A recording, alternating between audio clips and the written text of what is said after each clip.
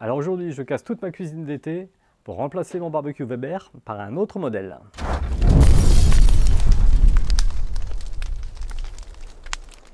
Donc je vous avais déjà fait une vidéo pour vous montrer comment réaliser sa cuisine d'été et comment intégrer son barbecue. Là en l'occurrence, je vais casser ça puisque je vais enlever mon ancien barbecue Weber et je vais le remplacer par un nouveau modèle.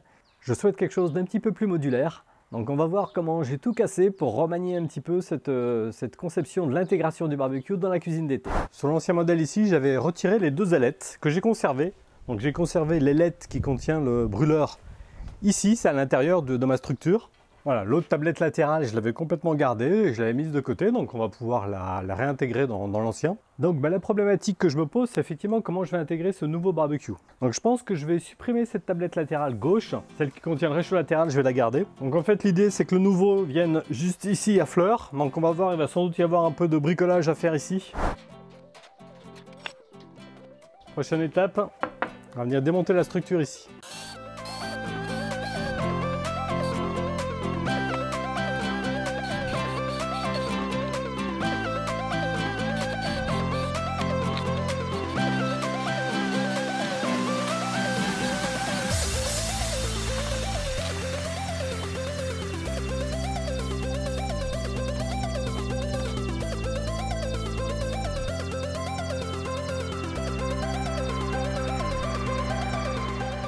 Il est revenu comme dans son état normal. Et bien maintenant le gros du chantier arrive puisqu'il va falloir intégrer l'autre. Et j'ai ma petite idée.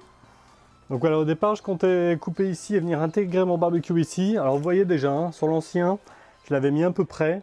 Bon, quand ça chauffe, ça prend cher ici. Hein. Donc en fait ce que je vais faire, j'ai carrément enlevé le fond. Je vais venir couper ici. Et mon barbecue va venir s'intégrer par là. J'aurai un petit peu de marge de manœuvre. Et je vais lui garder les roues. Comme ça je pourrai éventuellement le sortir. Et je vais trouver un joli système pour venir fermer ici, faire un fileur, et faire un fileur dans le fond là-bas.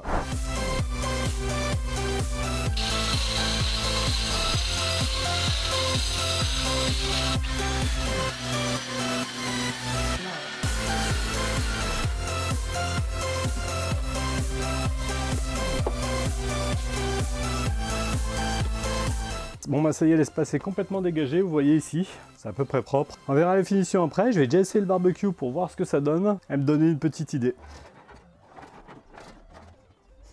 Bah écoutez, c'est plutôt pas mal, Au niveau de la finition, donc je pense que va falloir finir proprement l'angle ici pour que ça fasse à peu près joli. Alors du coup derrière c'est vide mais c'est pas trop gênant. C'est super important quand vous faites une cuisine d'été comme ça avec un barbecue intégré.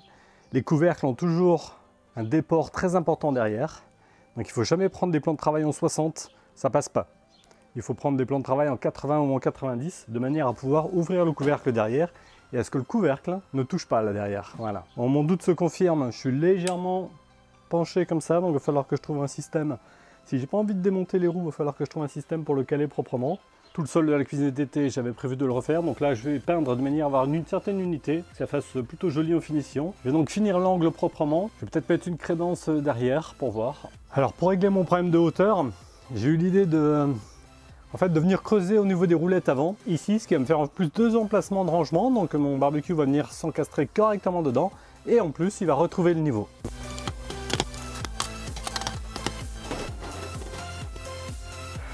Là je suis nickel, je vais juste me mettre un peu plus de marge et après je peins le sol, mais là je suis parfait.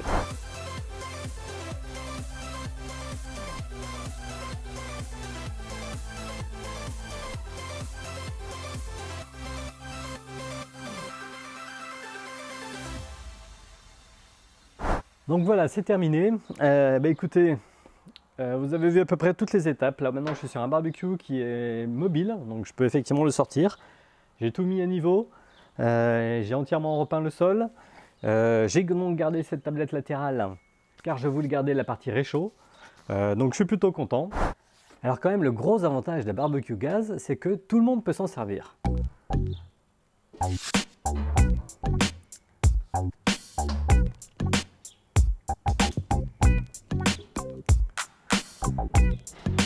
Merci madame. Ben voilà, c'est intégré, donc je suis content. J'ai également pu récupérer ma lampe, ma fameuse lampe Weber, rappelez-vous. Pierre est accro à tous les gadgets que développe Weber. Une lampe accrochée à la poignée du barbecue pour illuminer ses grillades. 40 € quand même. Celle-là, 40 €. Voilà, donc quoi de nouveau sur ce barbecue, hein, ce que je vous avais déjà dit dans l'unboxing. Un allumage électronique, des nouveaux brûleurs, un tas de petites nouveautés sur le châssis. Maintenant, ma bouteille de gaz est sur le côté, donc j'ai beaucoup plus de place. J'ai maintenant 2 étages, donc je vais pouvoir avoir beaucoup plus de rangement. Donc ça c'est sympa. Vous pouvez ici adapter le petit iGrill 3, donc ce thermomètre connecté. Moi en l'occurrence je vais tester le Smart Grill Hub, le Weber Connect. Donc ce nouveau thermomètre qui en même temps vous donne toutes les informations pour réaliser des recettes. Donc ça fera l'objet d'un autre test, mais moi je vais partir là-dessus. Alors ce que j'aime bien c'est cette grille de réchauffage. Qui est assez pratique parce que du coup elle se rabat, elle reste dedans. Donc voilà, j'aime bien l'idée. J'aime bien l'idée. Ne pas oublier les gants Weber. Là, c'est des petits légumes farcis, ok. Mais on le verra sur d'autres types de cuisson. Je vais avoir ma plancha d'un côté, ma partie gaz de l'autre. On verra cette cuisson mixte à la plancha sur d'autres vidéos. Donc ça fera l'objet de quelques recettes. Voilà, mais je suis très content voilà, de ce nouveau modèle. Il me tarde de réaliser des cuissons là-dessus. Alors si vous avez aimé cette vidéo, n'hésitez pas, un petit pouce, un commentaire et on s'abonne.